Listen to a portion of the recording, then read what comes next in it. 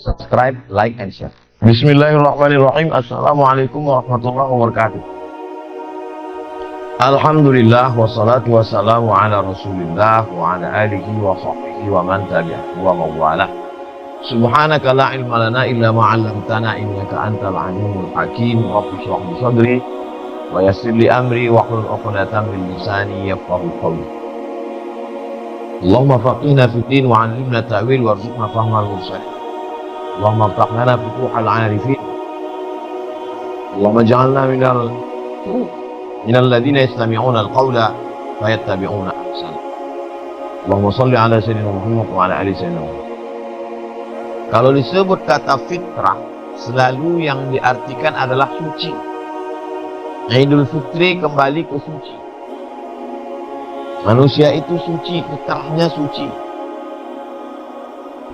Ma min mauludin illa yuladu 'alal fitrah. Setiap manusia itu dilahirkan dalam keadaan fitrah. Kata Abu Hurairah, makna fitrah, fitratul Islam. Jika anak itu lahir, dia sudah suci, bersih Islam. Fa'abawahu, kedua orang tuanya, yuhawwidanihi, merubahnya jadi Yahudi. Au yunassiranihi, merubahnya jadi Nasrani. Au yumajjisanihi, merubahnya jadi Majusi. Tidak ada dalam hadis itu dikatakan kedua orang tuanya merubahnya jadi Islam. Tidak ada. Itu menunjukkan anak itu tidak kosong, tapi dia sudah berisi Islam. Karena sebelum ruhnya ditiupkan ke dalam rahim ibunya, anak itu sudah Islam bersyahadat di alam arwah, di alam roh. Kalau satu roh, kalau dua rohani, kalau tiga roh. Roh saya, roh bapak, roh ibu, roh abang, roh adik, roh kakak, maka disebut dengan alam arwah. Wa idz akhadha rabbuka min bani adama min zuhurihim dzurriyyatahum. Ingatlah ketika Allah mengambil persaksian di antara semua roh. Waktu itu Allah berkata, alastu bi rabbikum, bukankah aku ini Rabb Tuhan kamu? Qalu bala syahidna, mereka semua menjawab, ya kami bersaksi engkau adalah Rabb kami. Jadi yang dimaksud dengan fitrah adalah sifat asli bawaan. Maka makna asal fitrah artinya suci, bersih. Yang dimaksud dalam kajian ini fitrah perempuan adalah sifat bawaan seorang perempuan. Apa sifat bawaan seorang perempuan? Aslinya perempuan itu bagaimana? Yang pertama, perempuan itu sifatnya adalah sebagai yang mendatangkan ketenangan. Sebagaimana Adam alaihi salam di dalam surga yang begitu indah, tajri min tahtihal anhar, air mengalir, buah-buahan, tapi hatinya tetap tidak merasa tenang sampai akhirnya ada perempuan. Fitrah perempuan maksudnya sifat bawaan asli perempuan itu adalah menenangkan. Makanya kalau anak menangis, itu yang bisa menenangkan ibunya, bukan handphonenya, bukan Upin Ipin. Ibu bisa menenangkan. Saya kalau disuruh tausiah tabligh akbar di tanah lapang, tidak angkuh, tidak sombong, tidak takbur, insya Allah. Tapi kalau menghadapi anak-anak TK, angkat tangan saya. Makanya sudah berapa kali wisuda TK Az-Zahra, saya angkat 10 jari satu kepala dengan ustazah-ustazah yang bisa membuat anak-anak ini tenang, bisa menghafal Al-Quran. Kita untuk membuatnya perhatian aja susah dulu. Mari kita dengarkan tausiah yang akan disampaikan oleh Datuk Sri Ulama Setia Tenggara, Profesor Abdul Somad. Tak ada yang peduli anak. Tapi begitu ibu-ibu ini datang, tenang semua.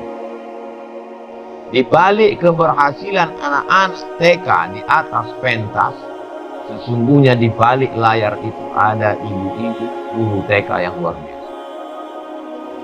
Di balik keberhasilan seorang anak, ada kesuksesan seorang ibu mendidik anak-anaknya, menenangkan. Makanya disebut dia dengan sakinah, ketenangan. Doanya adalah semoga menjadi keluarga yang sakinah, mawaddah, sakinah itu datangnya dari Allah. Tapi ada asbabnya, ada penyebabnya. Penyebabnya datang ketenangan itu adalah setelah perempuan. Secara biologis, orang yang dengan segala makanan yang masuk ke tubuhnya menjadi energi, menjadi libido seksual, maka dia secara biologis tenang setelah menikah. Man istata'a minkumul ba'ata, siapa di antara kamu yang menikah, yang sudah mampu menikah, falyatazawwaj, menikah. Innahu aqwamul basar. Dengan menikah itu menundukkan pandang. Apa menundukkan pandang? Tenang jiwanya, tunduk pandangannya. Wa ahsanu lil farj, menjaga kemaluan. Kenapa menjaga kemaluan? Sudah ada tamengnya. Faman lam yastati', siapa yang tak sanggup, fa alaihi bisawm, hendaklah dia puasa. Dengan menahan makan, menahan minum, berkurang energi yang masuk, berkurang pula libido. Fa innahu lahu wija, karena itu menjadi obat baginya. Ketenangan secara fisik biologis, ketenangan secara pikiran. Bagaimana seorang laki-laki berada di kantornya dengan penuh tekanan dari atasan. Kenapa target tidak tercapai? Berangkat pagi sampai di kantor terlambat, kena amuk. Selama bekerja seperti bingka Ambon, di atas api, di bawah api. Ke bawah amuk oleh customer, ke atas amuk oleh atasan. Dari mana laki-laki mendapatkan ketenangan? Dari istrinya dia. Sabar bang, belum rezeki kita. Kalau sudah ditetapkan Allah untuk kita, yang di mulut harimau pun akan keluar. Kalau memang bukan rezeki kita, yang di mulut kita pun melompat keluar 4 ayat. Tenang. Ketenangan datang dari seorang perempuan, baik itu fisik maupun psikis. Itulah yang ada pada diri ibu Nabi Musa alaihi salam. Ketika semua perempuan risau, gusar, gundah gulana, nanti anaknya akan disembelih. Dia adalah perempuan yang tenang dan bisa menenang. Siapa yang menenangkan dia? Allah. Kenapa Allah menenangkan dia? Karena dia adalah yang dipilih oleh Allah Subhanahu wa ta'ala untuk mengemban risalah dakwah. Orang yang paling diagungkan, dimuliakan di kalangan Bani Israel. Fa in khifti alaihi, kalau kau takut anakmu ini disembelih Bani Israel, sungguh Fir'aun. Fa in khifti alaihi fa alqihi fil yam fardi'ihi. Fa in khifti alaihi, kalau kau takut anakmu ini disembelih oleh Fir'aun, maka fa alqihi fil yam, hanyutkan dia ke sungai Nil. La takhafi, jangan kau takut. Wala tahzani, jangan kau sedih. Inna radduhu ilaiki, nanti kami akan kembalikanmu kepadamu. Wa ja'iluhu minal mursalin, dan kami akan jadikan anakmu itu salah satu dari Rasul utusan kami, kata Allah. Yang menenangkan bayi itu ketika hanyut juga perempuan, namanya Asiyah, istri Fir'aun yang lama tak punya anak. Asiyah lah yang menenangkan. Kata Fir'aun, inilah dia anak yang sudah menarik kotak. Kata Asiyah, sabar Fir'aun. Mari kita tes, kita kasih dia makanan dan bangsa. Ternyata Allah menurunkan ketenangan. Bayi itu mengambil bangsa. Lihat, tuduhanmu tidak benar Fir'aun. Lalu kemudian ketika anak itu ingin menyusu, yang menenangkannya juga adalah ibunya lagi, Yuhannes. Ibunya itulah yang menenang. Dan cerita berikutnya, kisah ketika beliau terusir dari istana Fir'aun, yang menenangkan juga adalah Imra'atu Syu'aib, anak Syu'aib, anak perempuan. Perempuan yang menenangkan yang pertama ibunya, perempuan yang menenangkannya kedua saudarinya, yang menunjukkan di mana letak hanyutnya. Perempuan yang menenangkannya berikutnya ibu angkatnya. Asiyah namanya. Perempuan yang menenangkannya berikutnya adalah istrinya, anak Syuaib. 4 perempuan dalam kehidupan Nabi Musa. Bagaimana dengan Nabi Isa alaihissalam? Nabi Isa juga dijaga, ditenangkan oleh seorang perempuan, itu bernama Maryam. Dan Maryam itu ditenangkan oleh seorang perempuan bernama Hannah, istri dari Imran. Idh qalat imra'atu Imran, ingatlah ketika istri Imran yang tenang jiwanya. Rabbi inni nazartu laka ma fi batni, aku bernazar apa yang ada dalam perutku muharrara, aku ingin dia menjadi pelayan Baitul Maqdis. Lahirlah seorang perempuan yang penuh dengan ketenangan bernama Maryam. Dari perempuan yang tenang itu lahir seorang anak laki-laki yang penuh dengan ketenangan, Isa. Bagaimana pula dengan Sayyidina Muhammad SAW ketika dia menggigil turun dari Jabal Nur, ketika turun Iqra bismi rabbikal ladzi khalaq khalaqal insana min 'alaq iqra rabbukal akramul ladzi 'allama bil qalami 'allamal insana ma lam ya'lam. Yang menenangkannya secara fisik, badan kedinginan menyelimutinya adalah Khadijah. Fitrah seorang perempuan mengangkat, mengayomi, melindungi. Orang yang kedinginan tidak selesai dengan dimarahi, direpeti, dihamun, tapi diselimuti. Turun ayat, ya ayyuhal muddatsir, hai orang berselimut. Ya ayyuhal muzzammil, hai orang yang berselimut. Diselimuti oleh Khadijah. Secara psikis, Khadijah juga yang menenangkan. Engkau tidak pernah buat salah, wahai suamiku.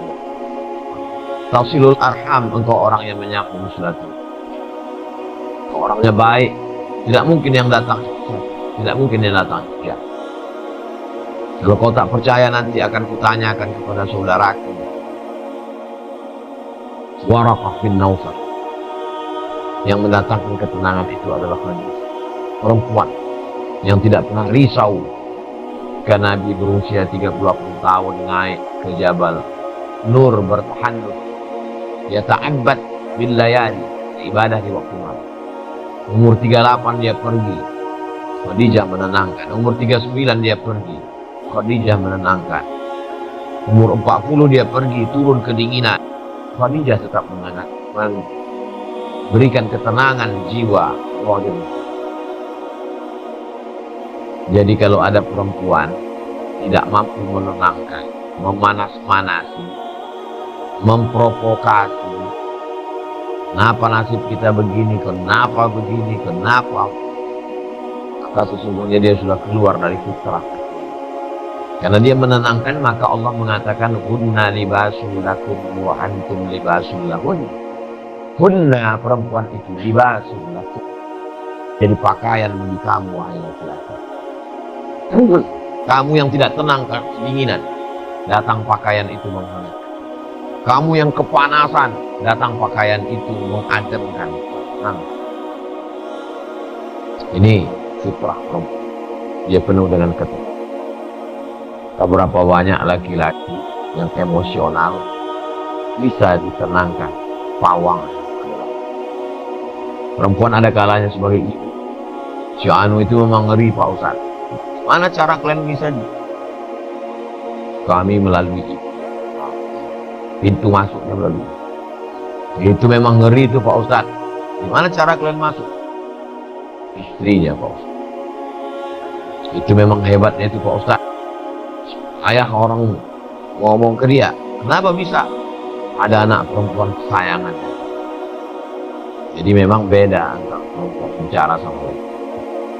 Ada seni, ada bahasanya, ada jiwanya, ada yang dia sentuh tepat di hati orang, mengena hatinya. Nah, ini kelebihan perempuan. Itu salah satu fitrah perempuan adalah menenang,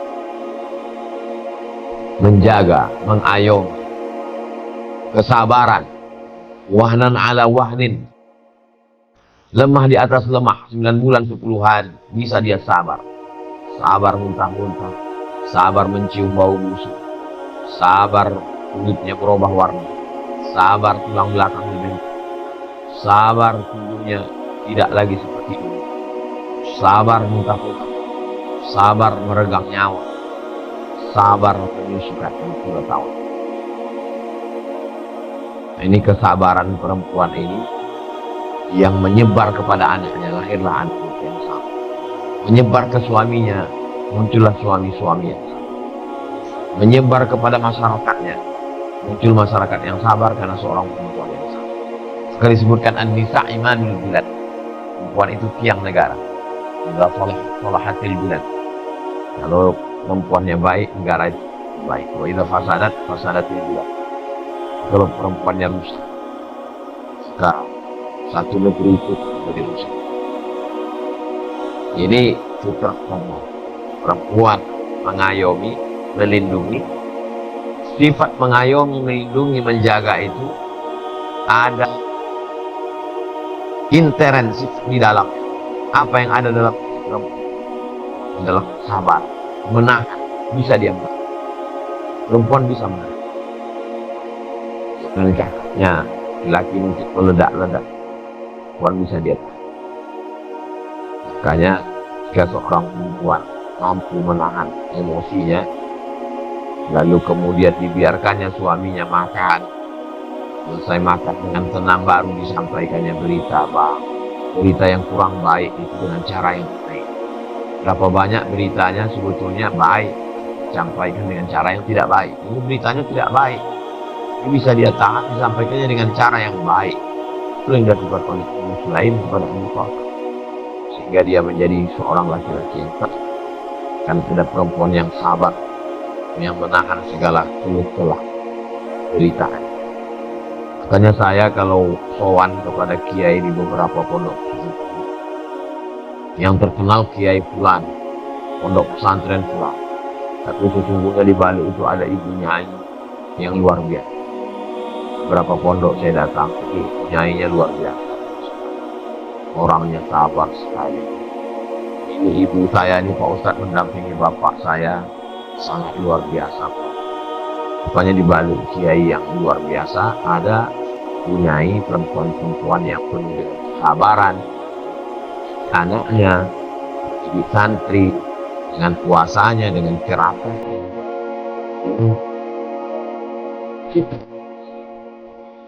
Ini yang kita lebih banget. Yang 20 sampai ya.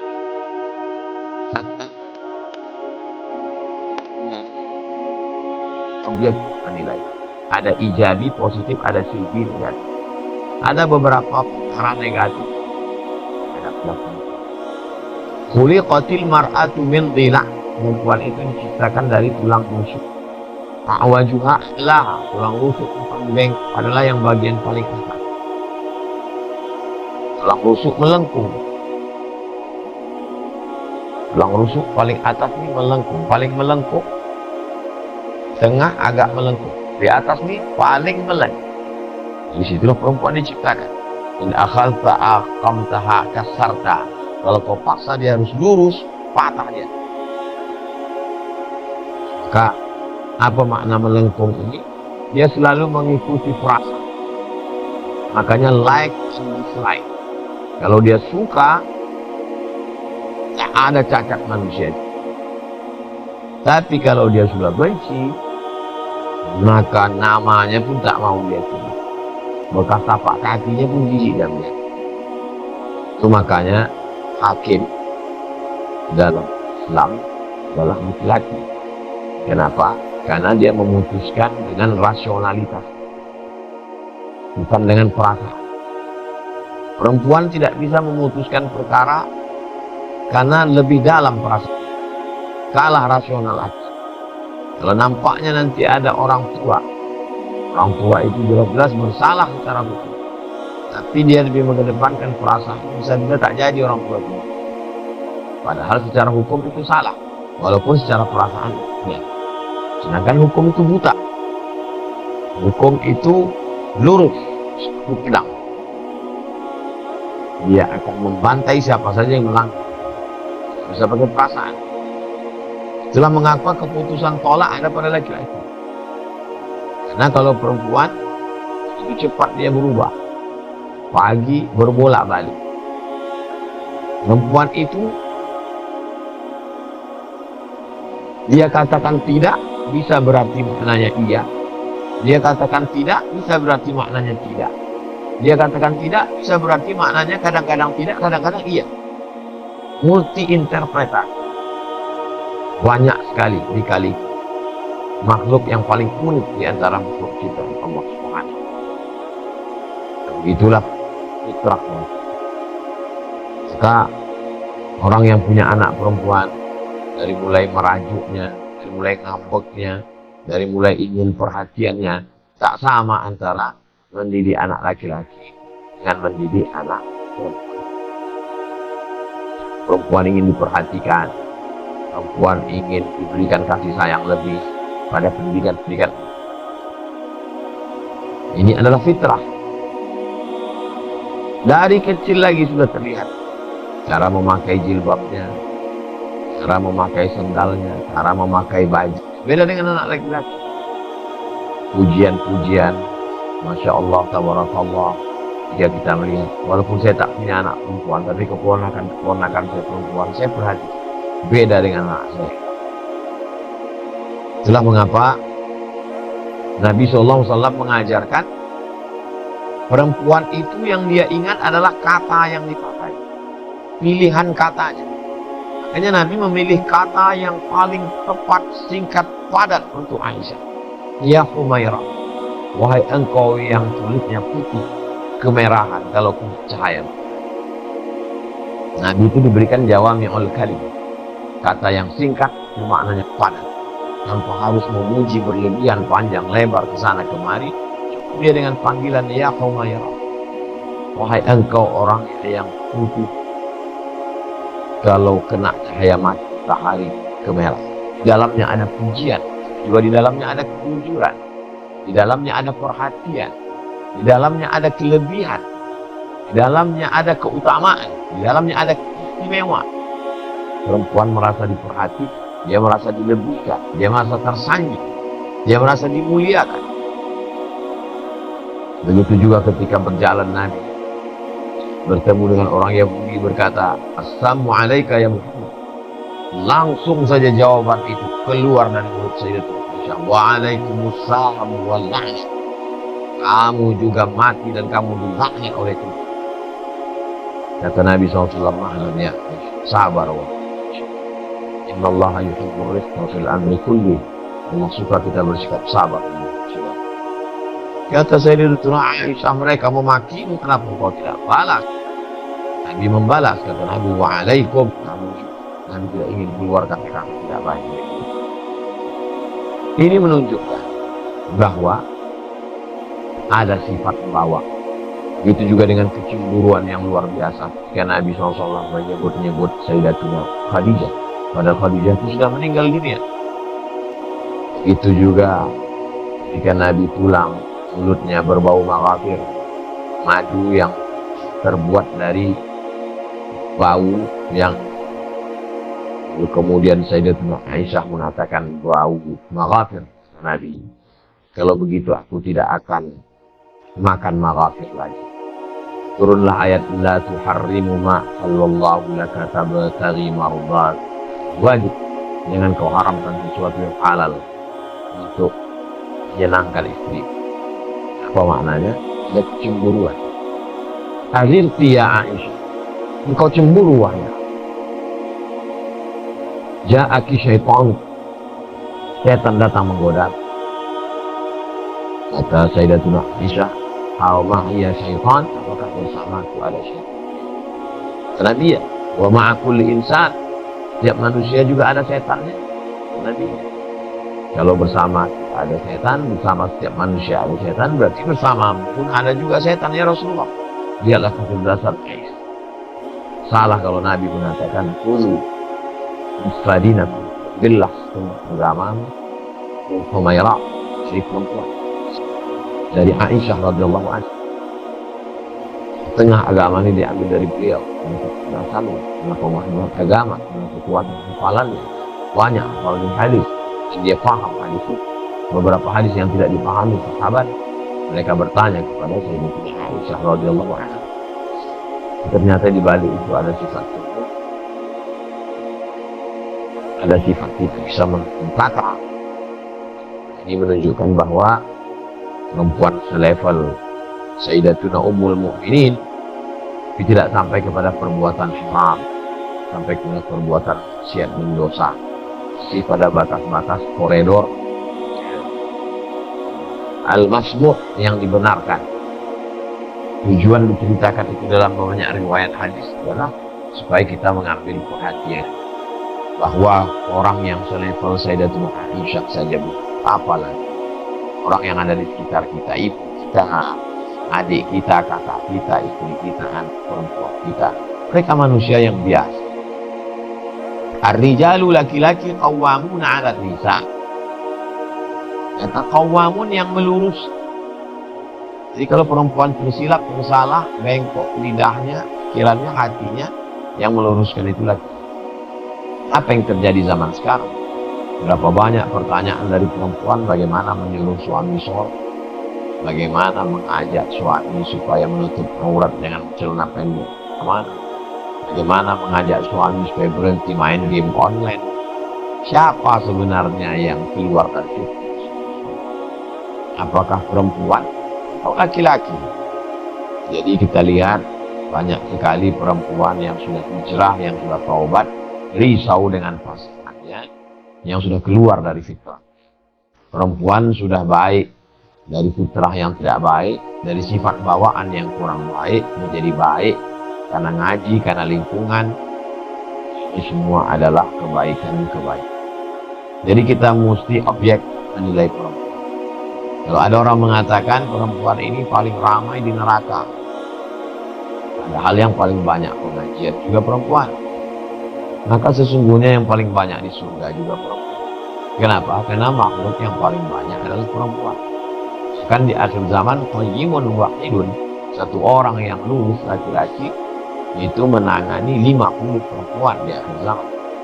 Itu menunjukkan bahwa di neraka paling banyak perempuan, di surga juga paling banyak perempuan, dalam mereka yang paling banyak. Jadi kalau nasihat Nabi SAW, hati-hati wahai perempuan, aku melihat kalian paling banyak neraka, amat sangat bisa terjerumus dalam perbuatan yang dilarang Allah Subhanahu wa Ta'ala, karena sifatnya yang sosial, hidup bersama, keramahannya, bicaranya, laki-laki yang dia saja menutup diri, bisa berhari-hari tanpa bersosialisasi dengan manusia. Tapi perempuan tidak demikian. Mereka lebih cepat akrab dengan orang. Satu sisi ada positifnya, dia bisa berdakwah, tapi satu sisi ada juga negatifnya. Jadi sifat-sifat yang ada pada diri perempuan itu seperti mata pisau bermata dua, yang satu ke bawah bisa dipakai untuk memotong ayam, ya tanaman, tapi juga bisa memotong urat nadi batang leher.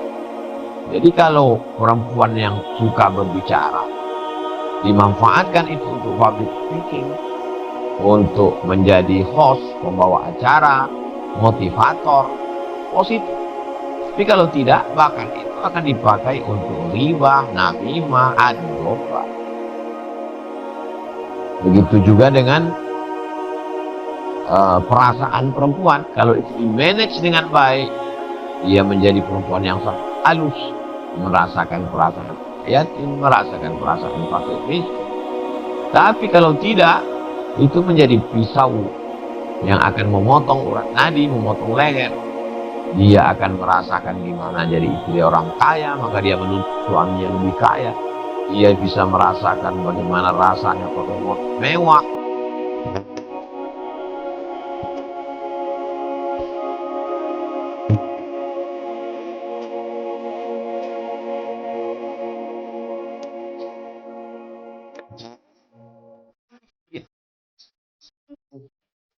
Dia bisa merasakan gimana kata diberikan kalau punya anak, maka dia menjadi orang yang amat sangat semangat mengumpulkan dana untuk menyantuni anak yatim, mengumpul beras. Jangan heran kalau yang paling semangat mengumpulkan beras perempuan. Tapi yang paling semangat juga ikut sosialita perempuan. Jadi tergantung bagaimana memanage rasa yang ada pada diri perempuan. Perempuan bisa menyimpan memori hal yang remeh-temeh, perintal-perintil. Kalau seorang kepala rumah tangga sudah memberikan istrinya private jet, pesawat pribadi, diberikannya rumah biaran, perempuan itu tetap mengingat kapan suaminya tidak meragukan, kapan suaminya tidak merangkul, kapan suaminya, padahal itu hal yang remeh-temeh menurut laki-laki. Oh, ini tidak ada. Dan laki-laki tidak perlu mengamuk. Kamu sudah saya belikan rumah, sudah saya belikan mobil, sudah saya kasih uang banyak. Dia cukup hanya memperhatikan hal yang kecil-kecil tadi. Selesai. Sesimpel itu. Dan kalaulah memori perempuan yang detail itu dipakai untuk ke panti jompo, panti asuhan, dia bisa memikirkan hal-hal kecil yang ada di panti jompo. Karena perempuan itu detail. Itu caranya. Jadi yang kita bahas ini adalah secara umum. Adapun yang jarang-jarang, ada juga Pak Ustaz laki-laki yang detail. Kita membahas secara. Adapun yang jarang-jarang, nadir kalman, yang jarang itu tidak ada. Kita membahas secara general. Ini bahan